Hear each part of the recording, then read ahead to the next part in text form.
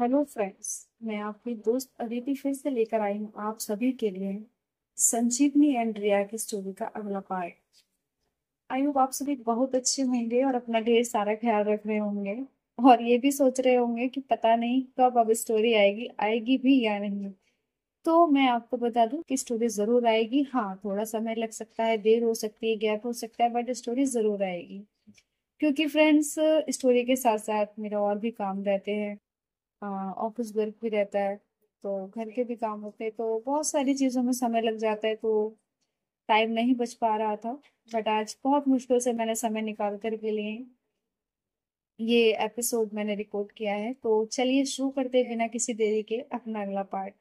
Previous part में आपने सुना था कि नीरव पार्टी रखता है और उसमें वो दृष्टि के साथ जबरदस्ती करने की कोशिश करता है, उसको हक करने की कोशिश करता है, और उसी के चलते वहां का माहौल थोड़ा सा बदल जाता है। पार्टी के लोग इधर उधर देखने लगते हैं, लेकिन नीरव अपनी ही धुन में रहता है। दृष्टि ने कभी नहीं सोचा था कि नीरव उसके साथ ऐसा करेगा।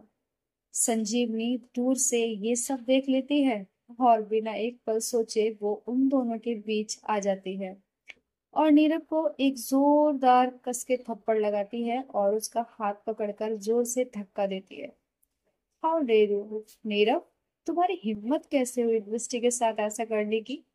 इससे पहले मैं कुछ और गलत कर दूं तुम्हारे साथ, दफा हो जाओ मेरी नजरों के सामने से। नीरव जमीन पे गिरता है, सब शॉक रह जाते हैं और नीरव की तरफ देखते हैं। दृष्टि वही घुटनों पर गिरने लगती है और फूट फूट कर रोने लगती है। संजीवनी उसे संभालते हुए अपने गले लगा लेती है, उसके बालों में हाथ फेरते हुए कहती है, मैं हूं यहाँ, समझी? मैं हूं तुम्हारे साथ, कुछ नहीं हुआ है। मैं अभी तुम्हारे साथ रहूंगी दृष्टि। वो उसे शांत करने की कोशिश करती है। वहीं दूसरी और कहीं से एक अंधेरे कोने में रिया अकेली बैठी है। फ्रेंड्स, अगर चैनल्स को सब्सक्राइब नहीं किया है तो कर लीजिएगा और स्टोरी को लाइक कमेंट शेयर जरूर कीजिएगा अगर आपको पसंद आ रही है तो।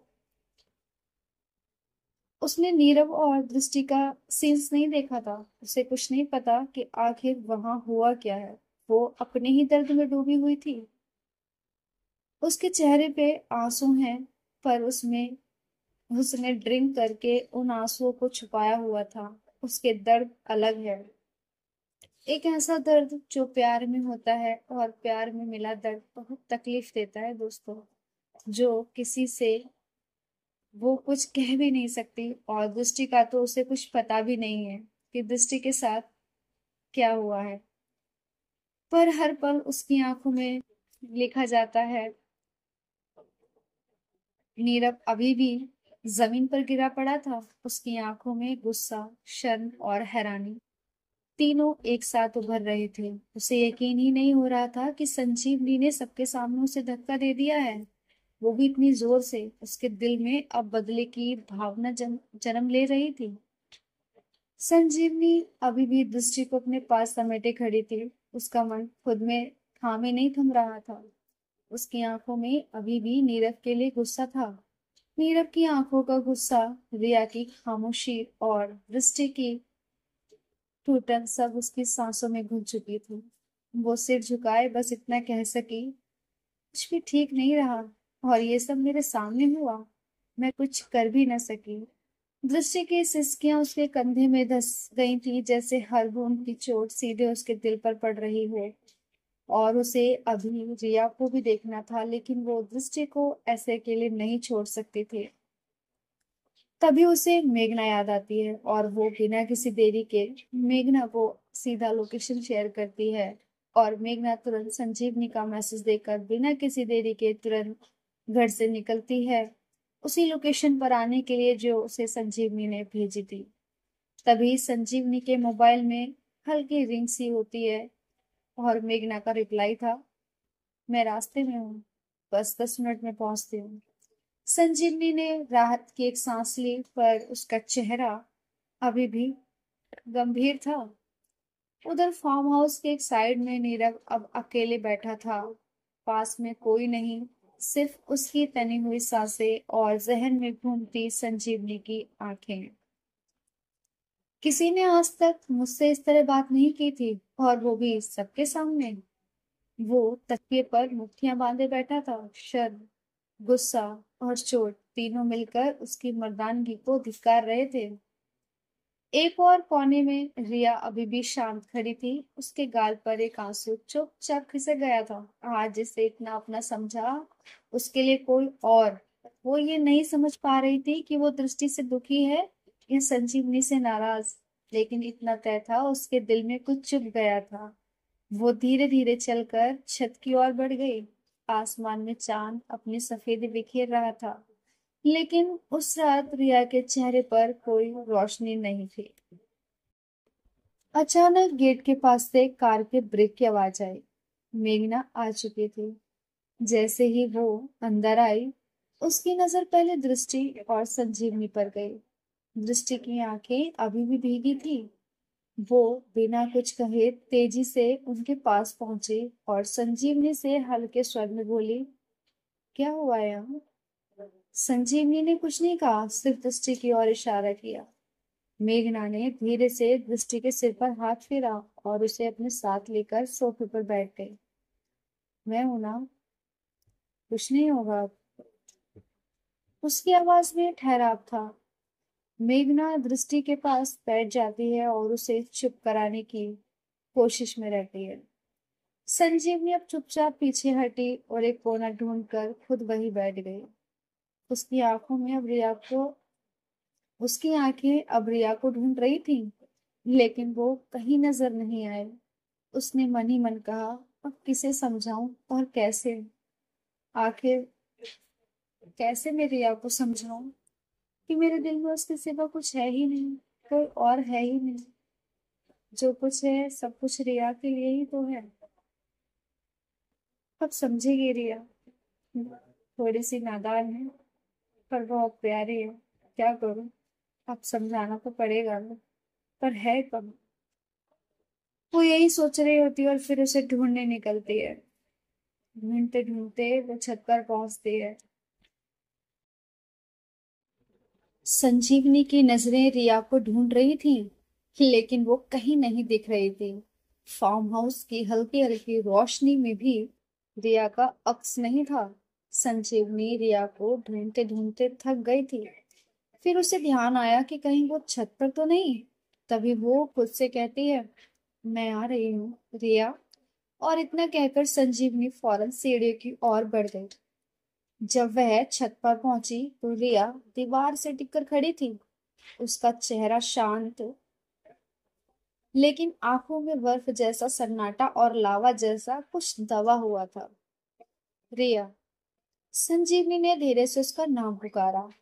रिया ने देखा नहीं, बस कहा, तुमने देखा? सब कुछ देखा। दृष्टि और नीरव। संजीवनी चुप रही और उसके पास जाकर उसके हाथ को थाम लिया। रिया, तुम खुद को अकेला मत समझो। मुझे पता है तुम किस दर्द में हो। और दृष्टि, वो अब उस दर्द में नहीं रह सकती थी। रिया ने अब पहली बार उसकी तरफ देखा। और मैं? उसकी आवाज कांपी। तुम जानती हो ना कि मैं क्या महसूस करती हूँ तुम्हारे लिए? लेकिन फिर भी दृष्टि को तुमने। संजीवनी ने उसका चेहरा अपने हाथों में लिया। रिया, मैं सिर्फ तुम्हें देखती हूँ। दृष्टि को बचाया क्योंकि मैं ये होते नहीं देख सकती थी, लेकिन मेरा दिल, वो हमेशा से तुम्हारे पास रहा है। रिया की आंखों से आंसू बहने लगे। उसने खुद को संजीवनी के गले लगा लिया। तो फिर किसी और की जरूरत नहीं, बस तुम ही काफी हो। रिया की आवाज भीगी हुई थी, लेकिन उसमें विश्वास था। संजीवनी ने उसे और कसकर पकड़ लिया। उधर नीचे कमरे में मेघना दृष्टि के पास बैठी थी। दृष्टि अब थोड़ा संभल गई थी, लेकिन उसकी आंखें अभी भी भारी थी। तुम यहाँ क्यों आई? दृष्टि ने धीरे से पूछा। मेघना मुस्कुराई, एक बहुत ही हल्की लेकिन एकदम सच्ची मुस्कान, और उसने कहा, तुम्हारे लिए, और किसी के लिए नहीं। दृष्टि ने उसकी तरफ देखा। पहली बार उसकी आंखों में वो अपनापन दिखा जो शायद किसी ने पहले ना देखा हो। मुझे लगा था मैं अब कभी भरोसा नहीं कर पाऊंगी किसी पर, दृष्टि ने धीरे से कहा। और वो अपने मन में ही सोचने लगी कि क्या शायद मुझे मेघना को एक मौका देना चाहिए। मेघना ने उसकी हथेली थामी। दोनों की आंखें एक दूसरे में ठहर गई। दृष्टि की आंखें अभी भी नम थी और मेघना दृष्टि को अपनी बाहों में थामे बैठी थी। तभी संजीवनी रिया को संभालते हुए छत से नीचे लेकर आती है। मेघना रिया की ऐसी हालत देखकर समझ जाती है कि यहाँ कुछ ज्यादा ही हो गया है। वो बिना कुछ बोले संजीवनी को, दृष्टि को अपनी गाड़ी से अपने घर ले जाती है, क्योंकि वो दृष्टि को ऐसे अकेले नहीं छोड़ सकती थी और संजीवनी को रिया को देखना था।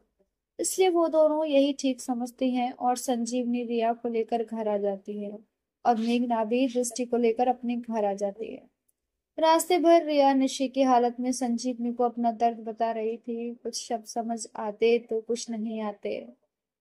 इतने में घर आ जाता है और रिया पूरी तरह नींद में आ गई थी। तो अब संजीवनी उसे गोद में उठाकर रूम में लेकर आती है। जैसे ही वो रिया को बेड पर लिटाती है, नींद में ही कहती है, मत जाइए ना मुझे छोड़कर।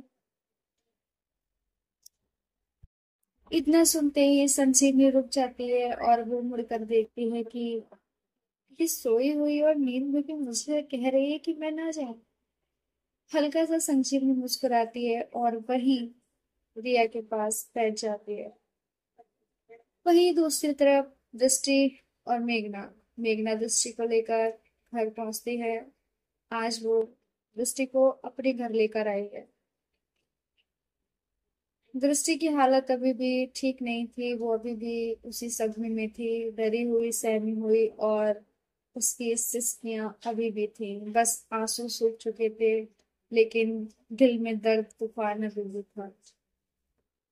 घर गाड़ी रुकती है। मेघना दृष्टि को लेकर अंदर आती है और उसे अपने ही रूम में ले आती है और उसको कहती है, तुम यहीं आराम करो आज की रात, और तुम यहाँ सो जाओ, मैं वहां सोफे पर सो जाऊंगी।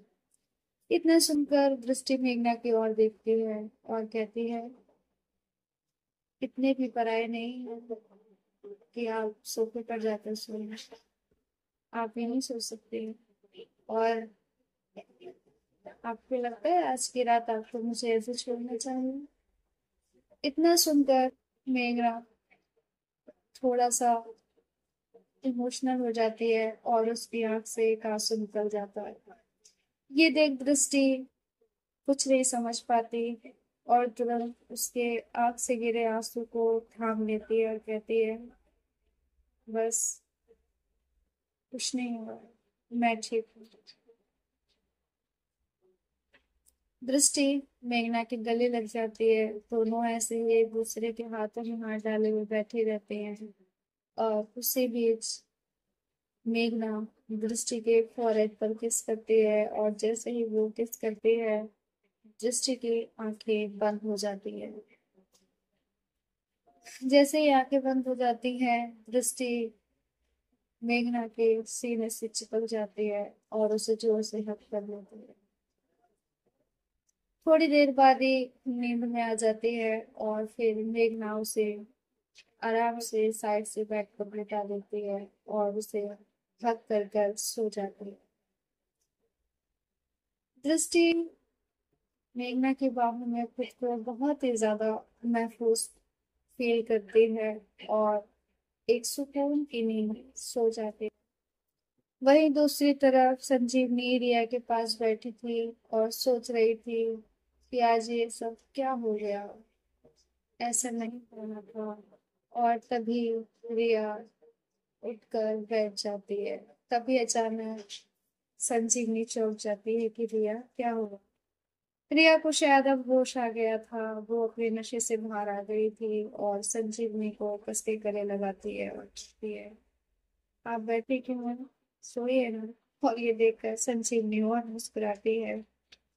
फिर उसे कस के गले लगाकर, उसके फोrehead पर किस कर कर, गालों पर किस कर कर उसे अपनी बाहों में भरकर सो जाती है। तो फ्रेंड्स, इस खूबसूरत रात को हम यहीं रोकते हैं और जल्दी मिलेंगे इस कहानी के अगले पार्ट के साथ। परेशान नहीं हुएगा, जल्दी ही मिलेगा इस कहानी का अगला पार्ट। मैं कोशिश करूंगी कि ज्यादा आपको इंतजार ना करना पड़े। तब तक आप इसे एंजॉय कीजिए, लाइक कमेंट शेयर कीजिए। पसंद आ रही है दोस्तों के साथ शेयर करना बिल्कुल भी मत भूलिएगा। और अपना ख्याल रखिए, अपनों का ख्याल रखिए। मैं जल्दी ही मिलूंगी अगले पार्ट के साथ। तब तक के लिए बाय बाय, टेक केयर।